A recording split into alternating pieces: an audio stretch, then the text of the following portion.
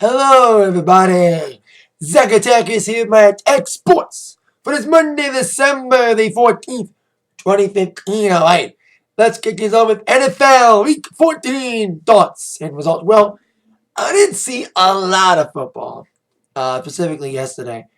I didn't see any games at all because I saw a little bit of 1 o'clock game.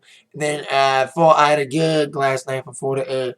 And then when I got home, I was watching TLC, Tables, Ladders, and Chairs, WWE pay-per-view, which I'll get to that in a bit. So I didn't see a lot of football. But I'll give you the thoughts on some of the games. I think I did see the Thursday night game, the Cardinals against the Vikings. Oh, God, Vikings just got destroyed by the Cardinals. Cardinals outplayed them. Cardinals outplayed Minnesota for sure. But Minnesota tried to come back. They tried to come back. But Arizona got the victory, though, 23-20, with Arizona clinching a playoff berth. Carolina only clinched theirs, and they destroyed Atlanta as their downward spiral continues, 38-0. Speaking of downward spirals, after the Hail Mary by Aaron Rodgers, the Lions lost again. What else is new? Against of all teams, a team that's as bad as they are. The Rams, 21-14, effectively once and for all, ending any playoff hope for the Lions. False expectations got them again. Because it's like, oh, we're not going to suck this year. We had a great season last year, but we sucked again. So, Stafford's probably going to get traded, and Colwell's probably getting fired. So, let the pitchfork and arguments begin. So, besides the Lions losing again, what else is fucking new? Bears lost again by a field goal to, of all teams, the Redskins. First, they lost in overtime against the 49ers by a field goal. They lost again by a field goal against the Redskins. Damn. Speaking of playoff pitcher down the spiral, that goes to Chicago for sure. Rivals, Pittsburgh and Cincy collided with 33-20 victory for the Steelers, coming off their tremendous victory over the Colts. But the Bengals got a little bit of a wake-up call as their quarterback, Andy Dalton, suffered injury, but he doesn't require surgery, so he may be back for Week 15. Speaking of coming back, Gronk returned to the Patriots following 2 losses against the Broncos and the Eagles as they slaughtered the Houston Texans 27-6, clinching their playoff berth. We all knew they would be in. So at least they rebounded for the 2 losses. With Gronk back, Gronk brought peace and tranquility to the Pats and their fans. Other wins include Seattle, 35-6. Their wildcard journey continues, slaughtering the Ravens. Oakland, of all teams, beat Denver. Oh, God. After a couple good weeks for Denver, they lost to, of all teams, the Oakland Raiders. The Browns, who are more disappointing than the Lions, and make their fans as frustrated as Lions fans, they gotta win. That's sad. Lions lost, Browns won. That's sad. And then Frisco, who's sucking too this year. So there you go. Tonight's game, New York Giants against Miami. Who cares? New York's trying to compete in NFC East. So we have 2 teams in NFC playoff push already. Arizona's clinched it, and so has Carolina. Now we have AFC first clincher, Pats. So, Pats is a young neighbor favorite. It's them against the world after the whole debacle of last year. So, there you go. That's their mentality. Us against the world. And they went like that for 10 games. And now, boom, they lost 2 in a row, and now they rebounded. So, there you go. Quick thoughts on NFL. Now, big week for MMA. UFC had 2 events. Well, 3 events. I saw 2 of them. The Ultra Fighter Finale. Mixed card. First 2 fights of the main card, you have Julian Erosa against Marcin Rosari. It was okay. Split decision because they didn't do crap. It was decent action, not much excitement. Second fight, in the featherweight, Tetsuya Kawajiri taking on Jason Knight. It was okay as well. Just okay action, not much excitement. Then the third fight, 4 fight were really good. Evan Dunham, Joe Lozon, lightweight. Really good, very aggressive, very exciting fight. Back and forth action, but Dunham was more aggressive of the fighters as Lozon tried to fight, but he had not much offense. As Dunham got the victory by unanimous decision, The final night of that card, for sure. Tony Ferguson against Ezra Barboza. That was violent. That was bloody. That was crazy. Punches like crazy. Submissions like crazy. Takedown. It was terrific. With Tony Ferguson getting the victory by submission. These two were in the top 10. They were number 6 and 7 in the rankings. Tony Ferguson probably got himself in the top 5. Then the co-main took all the momentum downhill. The Ultimate Fighter Finale had Ryan Hall against Altin Lobov. Ryan Hall as a last-minute replacement following the supposed guy, Saul Rogers, lying about his visa. I wish Dana White should have just came up there after the fight and said, you guys don't deserve a contract. You bore the hell out of the crowd. It was a boring fight, the co-main. You know, Ultimate Fighter Finale sometimes can be exciting, but the last couple Ultimate Fighter Finale matches I've seen, I think the Latin American one and the one at Friday, boring ass fight. They don't deserve a contract. And then the main events of this event and the pay-per-view the next night were heavily hyped main events that ended quick. First things first, Frankie Edgar against Chad Mendez, featherweight title contender. It ended in like 2 minutes. With Edgar getting a great knockout on Chad Mendez. Like, it was a great knockout, but it was disappointing the fight was so short. You know what I mean? So there you go. 2 minutes knockout, great punch though by Frankie Edgar. Now let's get on to UFC 194 the next night. I had a gig on Saturday night. I thought I wasn't going to be able to make it because I was DJing from 7 to 11. I was open till midnight. But we ended at 11, so I was able to make it for the last 2 fights. I didn't see Max Holloway taking on Jamie Stevens, which Max Holloway won. Miss Maya against Gunnar Nelson with David Maya winning, welterweight. Then Yoel Romero against Ronaldo Souza, middleweight split decision, Yoel winning. So I made it for the last 2 fights that I was hoping to see at all. Co-main, Luke Rockhold taking on Chris Weidman for the middleweight championship. Weidman's had a good run as champion, but Rockhold brought it to him. It was a very aggressively violent and game planning main event, co-main, with Rockhold having momentum on his side. You know, he was the aggressive one. Weidman did try for takedowns, but at the end of the first round, boom, Rockhold just took hold. He just punching Weidman like nobody's business. Weidman looked good against people like Vitor Belfort. He destroyed him. Same with Machida, and he beat Silva twice. But all good things must come to an end, and it did as Luke Rockhold got the victory in the 5th round. 4th round, actually, by TKO. He got him down to the ground, just pounding on him. Boom. My dad wanted, I like both guys. My dad liked Luke Rockhold, and my dad had got a little tipsy. So he was yelling and screaming, yeah, Rockhold won! And he was happy, because he thinks Chris Weidman's like a punk. But he showed his battle out there, but Rockhold was woke up. That fight, one fight a night, I didn't think that at the time, but then looking back, it was a decent main event. Could have been more exciting to me, but it was more of a game plan fight. It was more a thinking man's fight. It was raw, really. It was a thinking man's fight. Then the main event for the featherweight championship, the match we've all been waiting to see since earlier this year. Conor McGregor. Was he going to talk the talk and walk the walk as he took on Jose Aldo for the featherweight championship? Hype-wise, when it comes to Conor's hype, he lived up to his bargain of the hype. When it comes to the hype fight, the fight hype, 13 seconds. Fastest knockout in UFC title history, 1 second shorter than Ronda Rousey. It was like boom, boom, bang. Big punch from McGregor on Aldo. Now look at knockout, though. He lived up to his hype. He talked the talk, and he walked the walk. But the fight didn't live up to its hype. Because we thought the fight would go on longer than a round. But it ended in like 10 seconds. And Aldo should get a rematch. And I think he will. But I think Frankie Edgar should get a shot first before Aldo. Because Edgar won his fight against Mendez. And Edgar looked pretty good out there, even though it was another short fight like McGregor and Aldo. But I think Edgar and Aldo will be knocking on the door of McGregor. Now that McGregor's got the belt, he's been talking about it for so long. He was the interim champion. Now he's the real champion. We'll see how he does as the real champion. Now on to WWE news. Lots of news.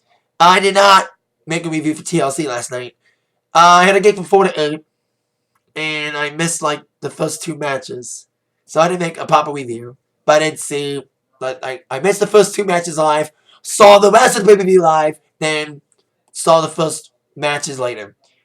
I thought TLC, despite all the lack of hype surrounding it, I thought it was a decent pay-per-view for the most part. The best match of the night would have to be either the IC title match or the tag title match. The tag team title triple threat ladder match, I knew it was going to be awesome, and it was. New Day Rocks. I love them, man. They've gotten good. I can tell why people don't like them still, because they may seem obnoxious, but I like the New Day. I like they sucked a year ago, and now they found their identity. Horns up, baby. Better than tater tots. Anyway, defending against the Lucha Dragons and Usos. Very violent matchup. Very good. Weapons used, of course, the moment of the night. Kalisto delivering the Selena Del Sol on the ladder to one of the Usos. That was fucking epic. That was amazing. Lucha Dragons are finally getting on the radar. You know, they've been buried in the main roster ever since they debuted after WrestleMania. And now they're finally showing Kalisto in a good light. Beating Ryback in the tournament for the Viking World title. And then having a highlight moment, probably the moment of the night. Doing a Selena Del Sol up the ladder. Finally living up to his potential. To be the next Rey Mysterio, marketable Latin wrestler. So there you go. Great matchup. But the next 2 matches, like, they didn't cap the momentum. They had what followed that epic tag match? Rusev and Ryback. Crowd was dead for that match, with Rusev winning with help from Lana. And then the US title match, the Cheers match, Del Rio and Swag and crowd was dead for that one too. It was a decent Cheers match. You know, a lot of chairs being used. It was a very okay matchup with Del Rio. I did like the spot in the end when Del Rio did his stomp on Swagger. When Swagger was stopping the rope and Del Rio did a stomp, but there was a bunch of chairs. So that was a cool spot with him having the chairs underneath Swagger. So when Swagger hit the ground, he had a bunch of chairs after he got stumped. So I love that ending. Made it physical. Then the tables match, the elimination tables match. 4-on-4, Dudley Boys, Dreamer, and Rhino against the Wyatts. Eric Rowan was the only one eliminated. And the Dudleys lost. I've been saying that the Wyatts needed not to be foils. You know, they were foils against Ambrose and Reigns, foils against Taker and Kane. They build them up so much, they make them look good, and then they get to the culminant match and lose. But they didn't lose against the Dudleys. The only snag was a teaser. Bad WWE teasing us with fire! Because he had Bubba Ray. He was the last guy standing. Tommy Dreamer was eliminated, so was Devon, and so was Rhino. They're all eliminated. Bubba was the last one. And he had live fluid. He was teasing it. He put the lighter fluid on, you know. He was about to light it, and then Bray put him through a table. It's like, oh man, we wanted fire. Break 3 of TVPG, bitch. So that's the only major disappointment. Then we had the Ambrose Kevin Owens for the Intercontinental Championship. Very fun match. Good action. Of course, the moment everyone's talking about is when Dean Ambrose nailed Dirty Deeds, and Owens had his hand, or should I say, his 2 little fingers on the rope. That was funny. Bunch or not, that was funny. And I remember, like, the ending was kind of cool. Owens trying to go for the upper powerbomb, and then Ambrose countered it with a roll up, a sunset flip. 1, 2, 3 victory. Ambrose is the new IC champion. I'll say this to Dean Ambrose. Please defend the Intercontinental Championship more than you did when you were the U.S. champion. Remember when he was U.S. champion when he was part of the Shield? He didn't defend that title for shit. He defended the title like 5 times. He should defend his IC title more. So I love Ambrose, I love him, but he needs to defend the title more than he did when he was U.S. champion. Then Charlotte against Paige again. Now, the match was not as good as Survivor Series, but still pretty good. You know, decent Divas match, decent action for these 2 women. I've been a big fan of Charlotte since NXT days.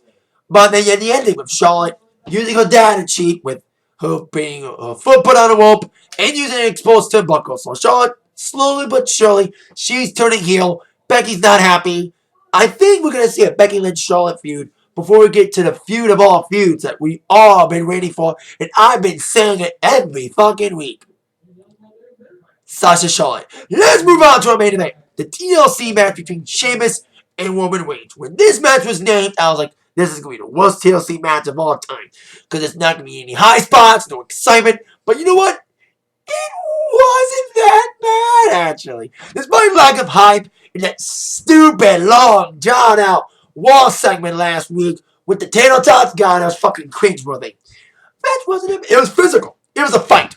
There were some decent spots. You know, for what it was. It wasn't the heavy spot fast, but it was still kind of a decent matchup. You know, Woman did okay in the matchup. But once again, they got screwed over again. I think that's what he wants to do. WWE wants to make fans, they want to add sympathy for Reigns. So he won't get booed when he gets the championship. You need to put roadblocks in front of him. And those roadblocks were swaggers, former people, Del Rio and Rusev, like some of his former rivals. Del Rio, Rusev, they all came down to help Sheamus when Reigns was climbing the ladder, when he put Sheamus through a table. There was some cool holy shit moments during that match, through ladders and like a couple good spots there. Del Rio and Rusev, I don't think I saw Barrett at all. They got involved. Blocked Roman as he was climbing, he was inches away from the belt. Once again, so close yet so far away. With Roman out of the equation, thanks to help from the League of Nations buddies, Sheamus got the victory and retained the World Heavyweight Championship. What happened after the match was awesome. I like the post-match. With Reigns just taking all of his frustration and his anger.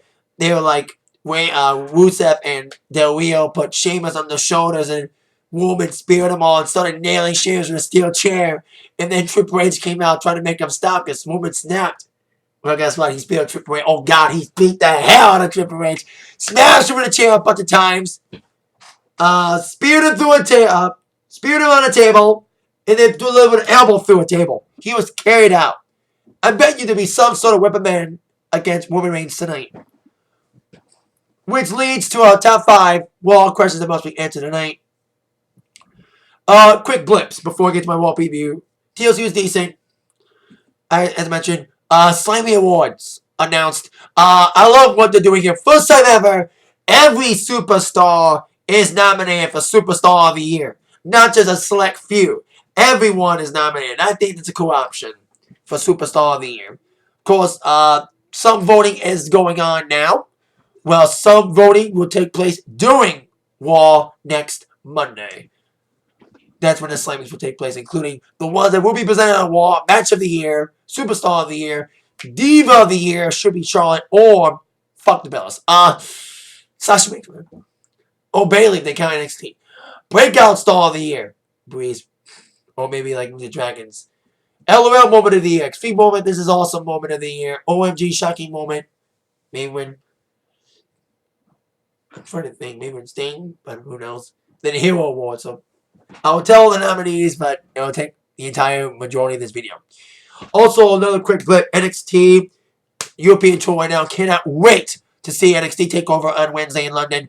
They just announced a Midwestern tour. First time ever they're coming to Detroit. I went to see them in Cleveland.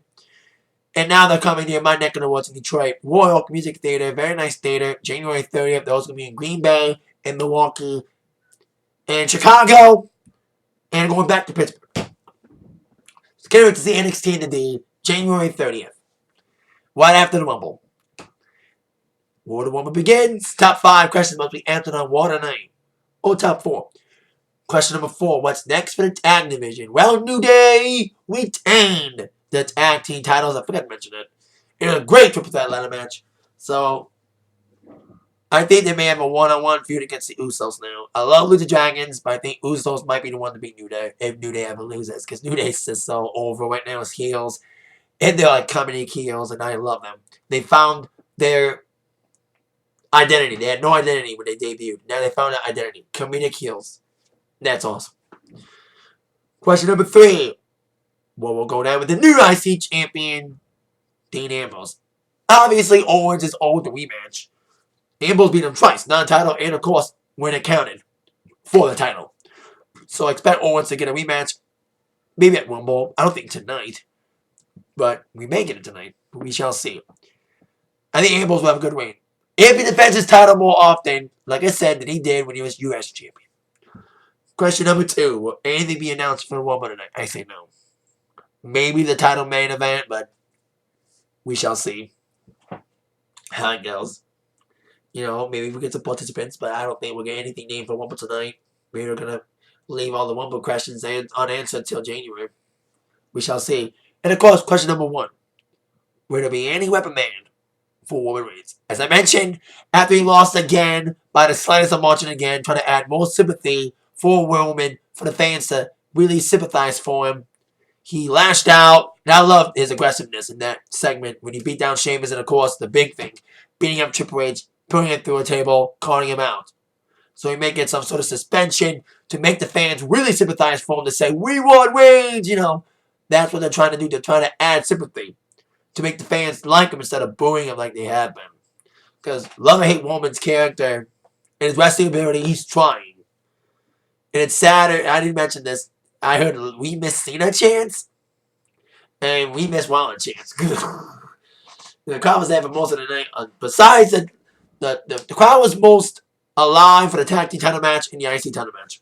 The rest of the matches the crowd was mostly dead for in Boston last night at TLC. So, wait, he'll get some sort of weapon man tonight. We shall see what Stephanie says tonight on Monday Night Raw at 8, 7 Central on USA Network. There's it for my Atak Sports for today. Stay tuned later on tonight to this channel for my Raw review. That reminds me, it's act by the sports news from Zach. See you later, yeah.